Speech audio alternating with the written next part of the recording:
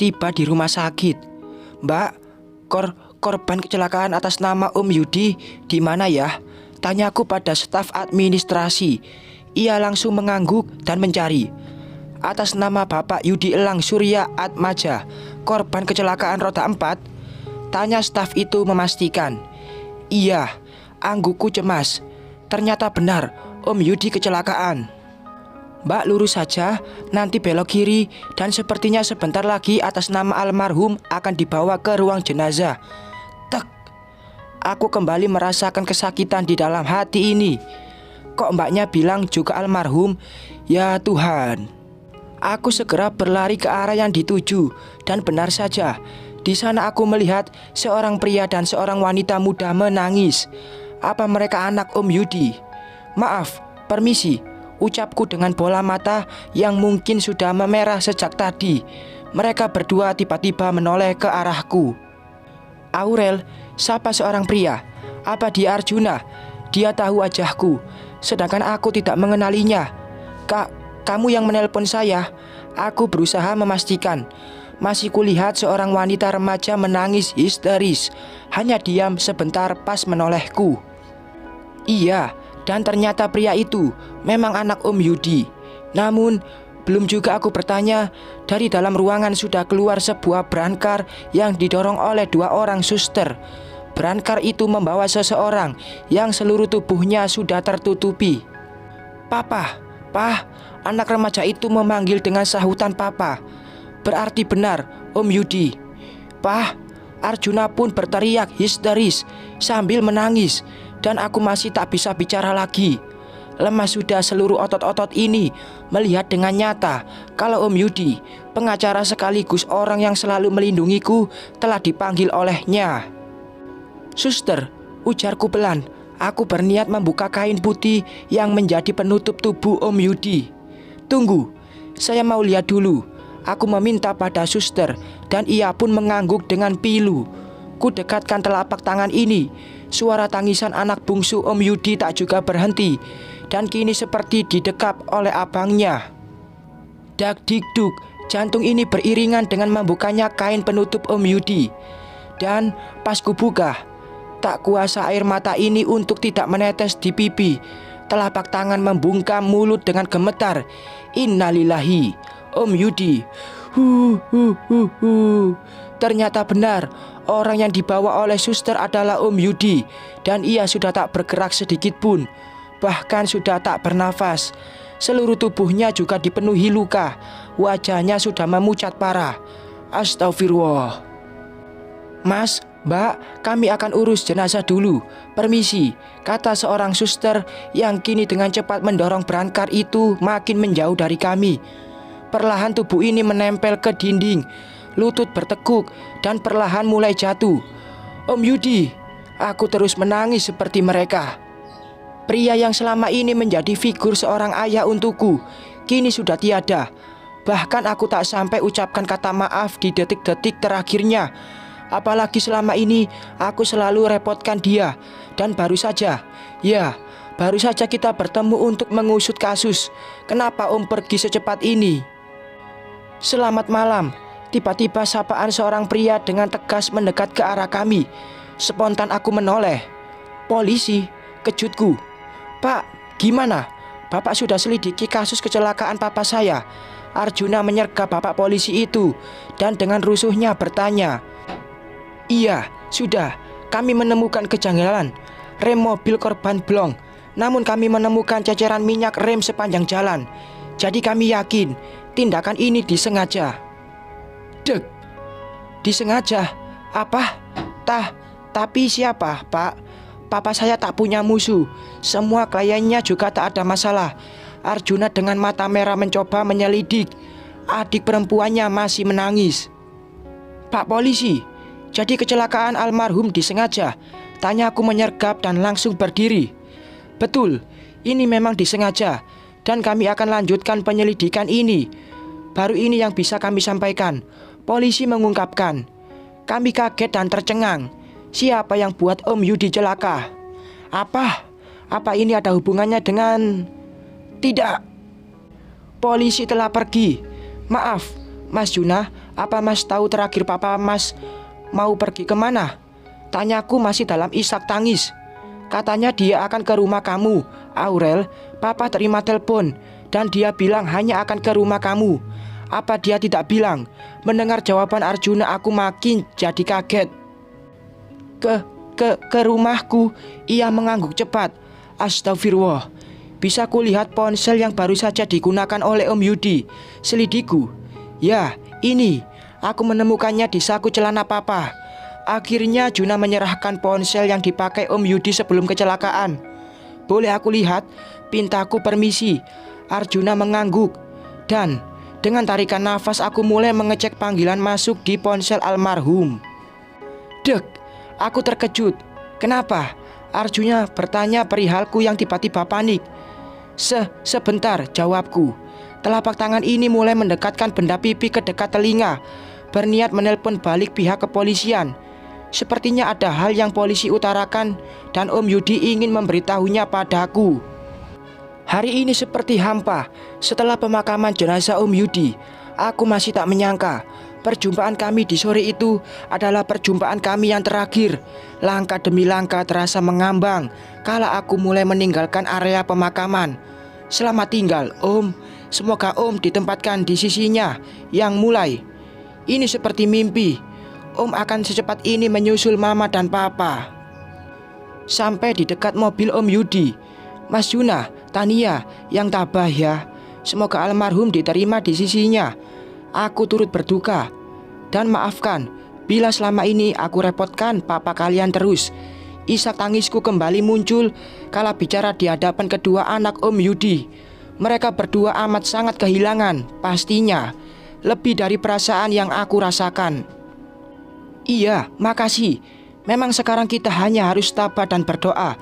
Jawaban Arjuna lumayan mengenakan hati. Aku takut kalau mereka berpikir Om Yudi pergi gara-gara terlalu menghiraukanku. Jadinya ia kecelakaan. Tapi alhamdulillahnya tidak. Semoga saja mereka bisa bersahabat baik denganku setelah ini. Tania, jangan nangis ya. Kamu harus kuat. Aku beri semangat pada Tania yang masih menangis. Dia seorang gadis remaja, cantik dan sepertinya baru menginjak bangku SMP. Iya kak, Tania pun mengangguk dengan pilu. Kasihan sekali dia. Kini mereka berdua sama sepertiku, sudah tak punya ayah dan ibu. Suasana hening tiba-tiba dikagetkan dengan deru mobil polisi. Dan di malam tadi, aku gagal menelpon pihak kepolisian karena kami segera menuju rumah duka. Mereka menghampiri kami yang masih belum jauh dari area pemakaman. Selamat siang, sapa salah seorang dari petugas kepolisian. Dan mereka sepertinya akan menyampaikan perkembangan tentang kronologi kecelakaan almarhum. Namun, tiba-tiba datang lagi seseorang menghampiri kami. Tadi aku sempat melihat dia di area pemakaman, dan aku sama sekali tak mengenalnya. Mungkin keluarga almarhum. Gimana Pak Polisi? Tanya Arjuna segera penuh harapan. Kami sudah dapatkan bukti baru, Mas Juna. Ternyata benar, menurut dugaan kami, ada orang yang sengaja ingin mencelakakan almarhum. Dan dia adalah orang yang baru saja almarhum masukkan ke dalam penjara. Dek, mendengar penjelasan dari pihak kepolisian, aku amat kaget. Dan entah mengapa, pikiran ini sekilas teringat dengan Mas Andri dan Maya. Ya, dan orang yang telah lakukan itu adalah orang yang telah dijebloskan oleh almarhum ke penjara. Namun mereka sudah dibebaskan karena jaminan. Dia Andri dan Maya. Yang menjawab justru seorang pria yang tadi ku maksud. Dia sepertinya seusiaku, seusia dengan Arjuna juga. Kami terkejut. Andri, Maya, siapa mereka? Ada masalah apa dengan papaku? Aku tak mampu bicara apapun. Pix. Kecelakaan Om Yudi diakibatkan oleh masalah yang sedang melilit kehidupanku. Maksudnya? Aku penasaran dan bertanya. Walaupun lidah ini keluh, tapi kupaksakan. Kenalkan Aurel, aku adalah seorang ahli hukum yang sedang magang di kantor Pak Yudi. Namaku Ferry. Beliau sebelumnya sudah tugaskan saya untuk terjun ke masalahmu sambil mengajariku. Dan ya, yang bernama Andri dan Maya itu telah dibebaskan oleh seseorang dengan jaminan. Dan Dan apa? Aku langsung menyergap. Sedangkan Tania dan Arjuna masih bingung. Mereka tak tahu apapun. Polisi pun hanya diam, seakan memberikan waktu untuk pria yang bernama Ferry itu bicara. Dan apa? Pertanyaanku kini makin histeris. Andri lah yang telah lakukan hal ini.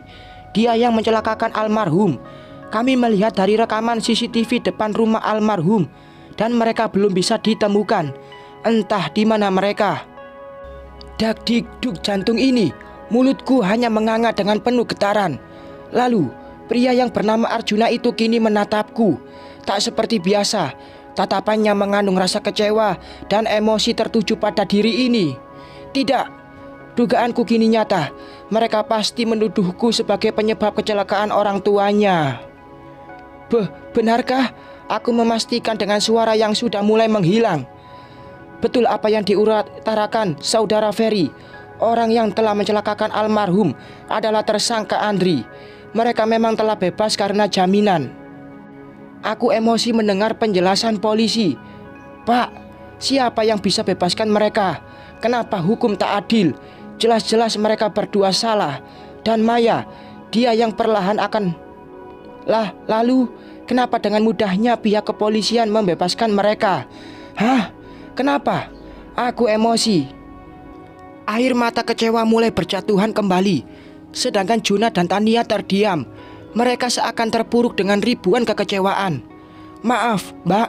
Saudara Andri dan Maya mendapat jaminan dan kami terpaksa membebaskan mereka. Namun sekarang kami belum bisa temukan mereka lagi, ungkap seorang anggota kepolisian. Aku makin kecewa. Ku hantam lagi penjelasan dari polisi. Ya ampun, Pak, segitu mudahnya pihak berwajib membebaskan mereka yang memang benar-benar bersalah. Saya benar-benar tak mengerti hukum di negara ini. Kok bisa pihak kepolisian membebaskan mereka, sedangkan saya tak pernah cabut tuntutan. Aku emosi dan menangis histeris. Iya, Aurel, aku dan Om Yudi juga tak menyangka. Om Yudi sempat bilang padaku juga, dan aku tidak tahu kalau percakapan kami malam itu akan jadi percakapan yang terakhir. Jelas Ferry yang katanya akan menjadi pengacara baruku. Luluh lantas sudah hati ini, kecewa, sungguh tak mampu kulerai. Pihak berwajib yang kuduga bisa menangani masalah ini malah mengecewakan. Tahu seperti itu, aku tak akan serahkan mereka ke polisi. Kenapa tidak ku buat saja mereka menderita? Perlahan lututku mulai merendah dan terjatuh. Aku menangis dan mereka yang belum pulang dari pemakaman menyaksikan kami. Pak polisi, saya tidak menyangka kalau tersangka Andri dan Maya bisa dibebaskan dengan jaminan. Saya benar-benar kecewa, Pak, ujar Ferry kecewa. Mohon maaf, Pak, ini di luar dugaan kami. Kalau begitu kami permisi. Kami akan melanjutkan pencarian tersangka. Perkataan polisi tak kami gubris karena kecewa. Mereka pun pergi. Kulihat Arjuna sejak tadi tak mampu angkat bicara. Ada apa? Apa mereka? Jadi gara-gara kamu? Dek, suara bentakan seperti tertuju pada diri ini yang lemah ini. Ku telan liur. Perlahan kepala ini bertengadah ke sumber suara. Akhirnya suara yang aku tunggu terdengar juga. Barusan adalah suara Arjuna yang emosi. Mas Juna, diam. Kamu Aurel, kamu yang buat papa saya meninggal. Kalau dia tidak selalu urus kasus kamu, ini tak akan terjadi. Kamu pembawa sial. Dak-dik-duk jantungku dan terdengar makin keras. Kini aku ditimpa oleh sebuah kebencian. Aku yakin tak akan semudah yang aku pikirkan untuk Arjuna memaafkanku. Tania pula. Arjuna, tenang. Kita bicarakan dengan kepala dingin. Ini sudah takdir dari Tuhan, bukan salah Aurel. Terdengar Ferry melerai kekecewaan Arjuna.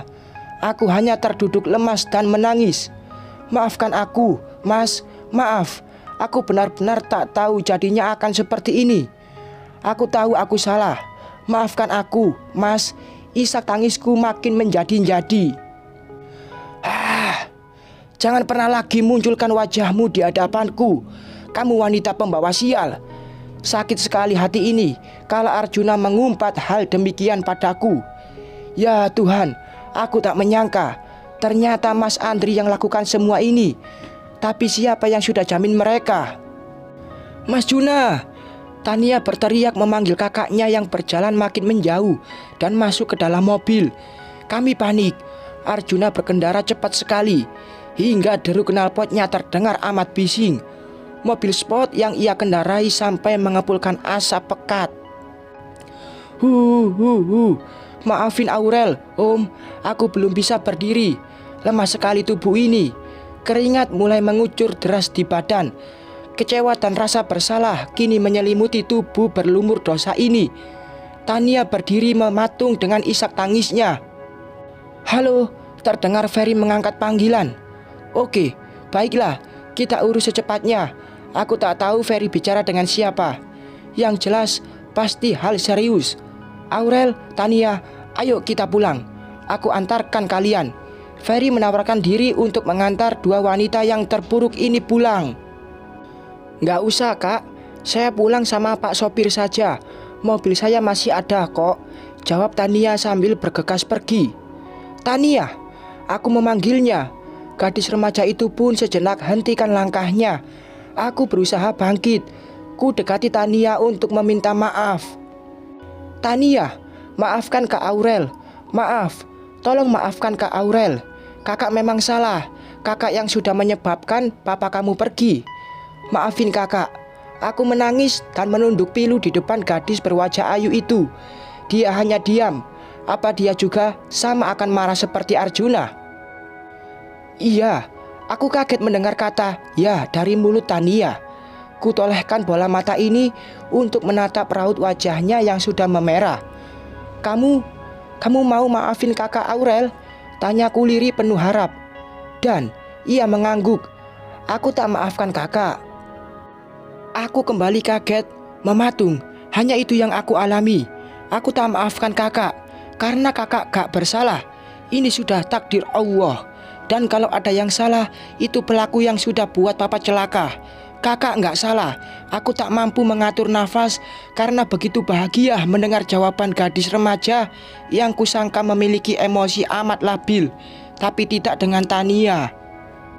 Ku peluk dengan cepat dan erat gadis remaja yang kini ada di hadapanku. Hiks, makasih, Tania, makasih. Maafin kakak, suaraku makin serak, terharu. Aku sangat bahagia mendengar Tania yang tak menyimpan kebencian padaku. Dia membalas pelukanku. Hening, ia sudahi pelukan kami. Kak, aku pulang dulu. Kakak juga pulang ya. Nanti soal Kak Juna biar Tania yang bicara. Mungkin tadi Kak Juna kebawa emosi. Tenang sekali hati ini mendengar perkataan dari seorang gadis remaja yang pemikirannya sudah dewasa. Dia cantik, baik, dan seperti Om Yudi. Dia bijaksana sekali. Iya, hati-hati. Ia melambaikan tangan padaku, walaupun hanya sekejap. Tapi bola matanya bicara kalau dia tidak benci padaku. Aurel, kita juga harus pulang. Ada yang saya ingin bicarakan. Bisa kan kamu pulang bareng saya? Ferry tiba-tiba mendekat dan memintaku pulang bersamanya. Bersambung.